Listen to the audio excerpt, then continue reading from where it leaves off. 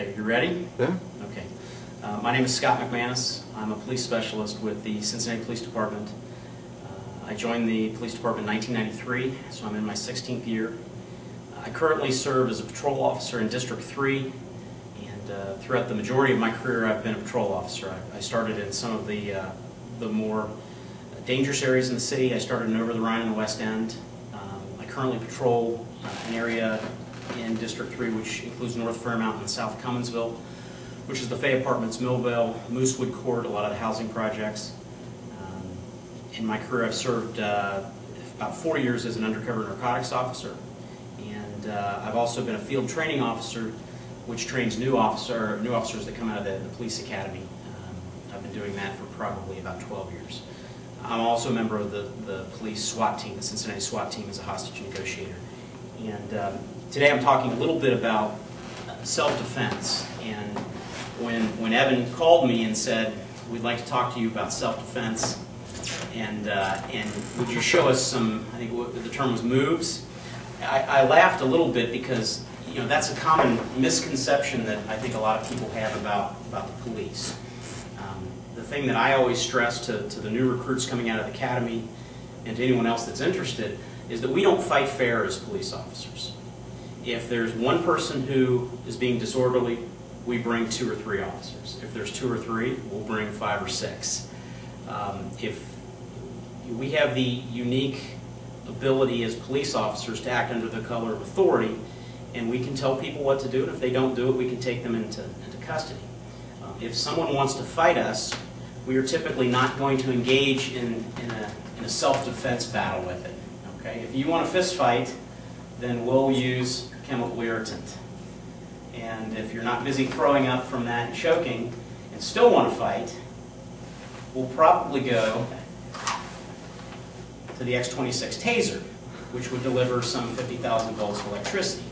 So we're not going to get in and we're not going to engage you in a fist fight. We're not even going to get close to you.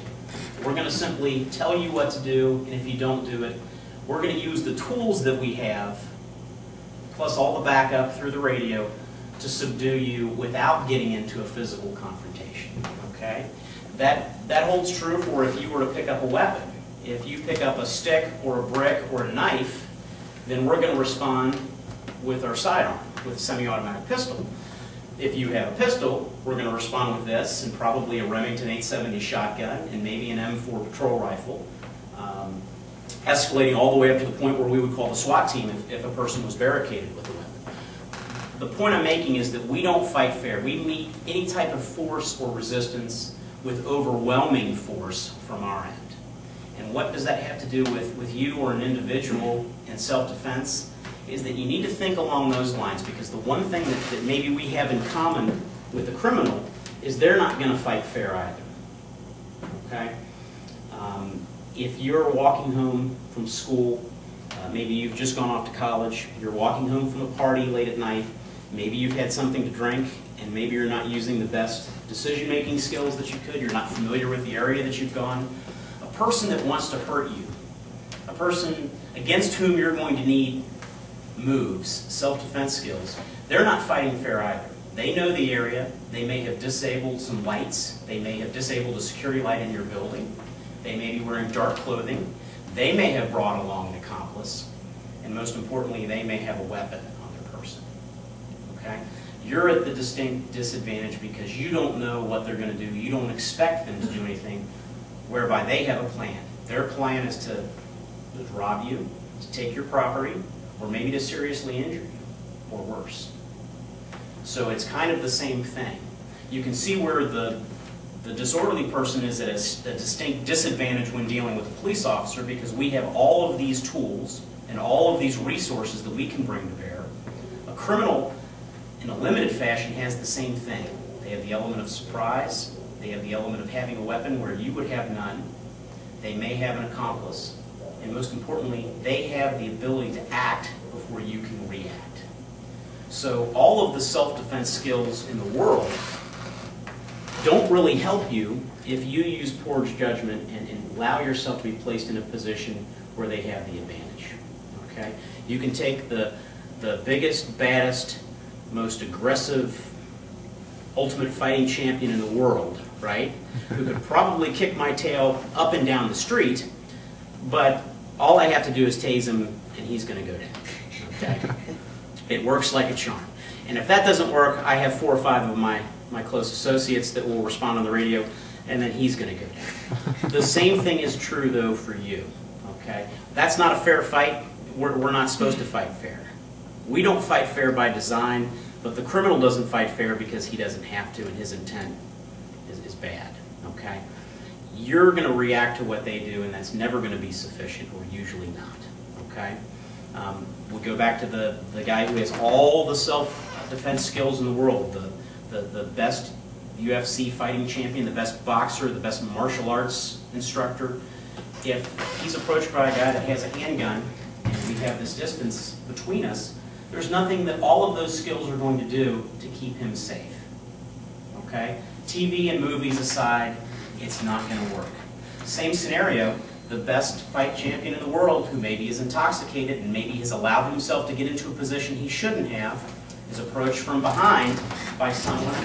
All it takes is a little lead pipe to the back of the head or a baseball bat, and now all that training and all of those fight skills are for what?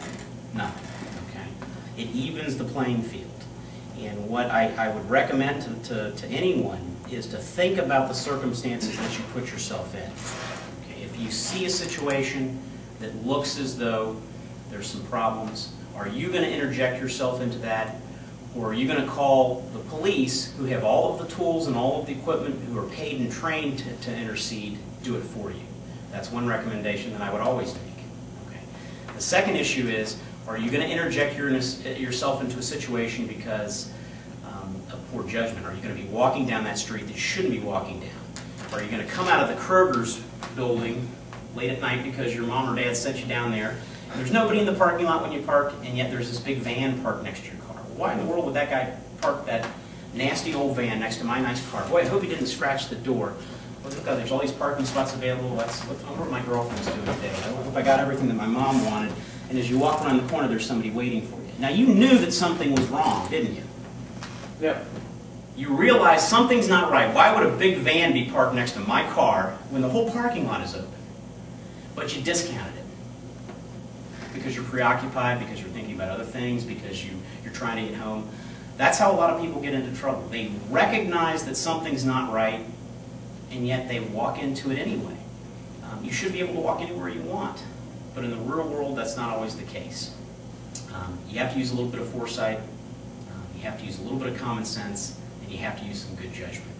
And if you do those things, you're going to be head and shoulders above maybe the best self-defense instructor. Those are important skills to learn. You should keep yourself fit. You should be able to physically protect yourself, protect your eyes, your face, nose, throat, solar plexus, and areas below the belt, which can incapacitate you, right? You need to be able to know how to do that, but your best defense is always to use the intelligence that God gave you and the good common sense that your parents instilled in you, and not let yourself be put into a position where you're going to need that. Okay. Do you have any questions?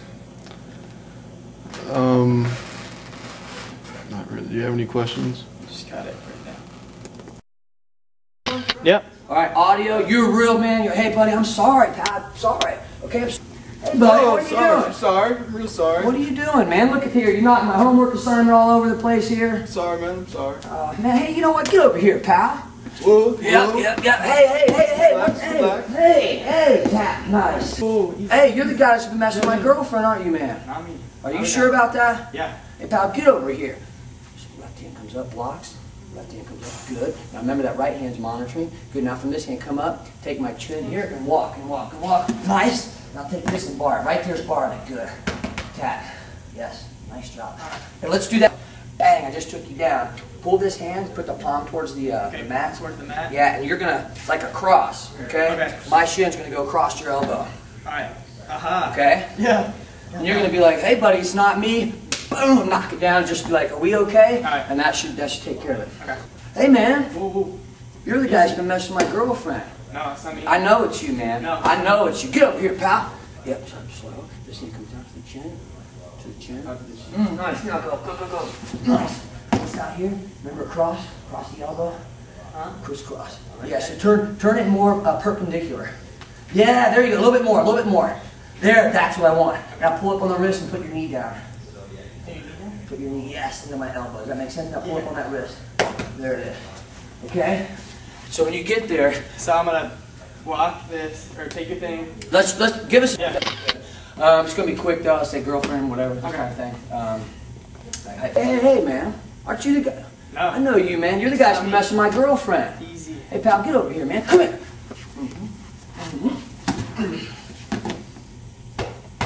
Hey, man, my bad. What do you think of that one? My name's Jordan Grant. I'm Evan Armatrout, and we're here at the Mason Dojo for our project on self-defense for Miss Brittingham's class.